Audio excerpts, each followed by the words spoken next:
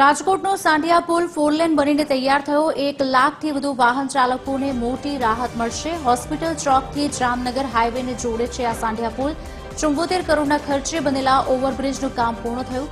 Civil hospital અને AIIMS તરફ જતો માર્ગ વધુ સરળ બનશે। 46 વર્ષ જૂના 2 લેન પુલનું નવીનીકરણ કરી 4 લેન બ્રિજ બનાવાયો। નવા બ્રિજની લંબાઈ 602 મીટર અને પહોળાઈ 16.40 મીટર રખાઈ। ઓવરબ્રિજ શરૂ થતા ટ્રાફિક સમય અને ઇંધણની બચત થશે। જામનગર, દ્વારકા, મોરબી, કચ્છ તરફ જતા વાહન ચાલકોને સીધો ફાયદો। છેલ્લા 3 વર્ષથી શહેરની અંદર જતા ભારે વાહનો હવે ફરી જામનગર રોડ પરથી દોડશે। ટૂંક સમયમાં સીએમની વર્ચ્યુઅલ ઉપસ્થિતિમાં બ્રિજ લોકો માટે ખુલ્લો મુકાય તેવી શક્યતા।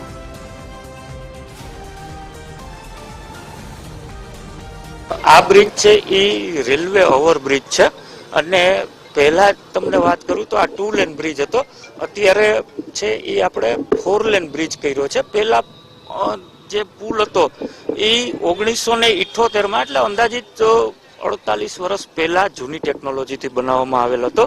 ત્યાર પછી ઉત્તરોત્તર ટ્રાફિકમાં પણ વધારો થયેલ છે। એવી રીતે રેલવેની પહેલા જે ડીઝલ એન્જિન આધારિત ગાડીઓ ચાલુ હતી, અત્યારે છે ઇલેક્ટ્રિફિકેશન થઈ ગયું છે। એટલે રેલવે જ્યારે આમાં રેલવે ઉપરથી જ્યારે પણ કોઈ પણ ઓથોરિટી બ્રિજ બનાવતી હોય ત્યારે રેલવે વિભાગની મંજૂરી જરૂરી છે।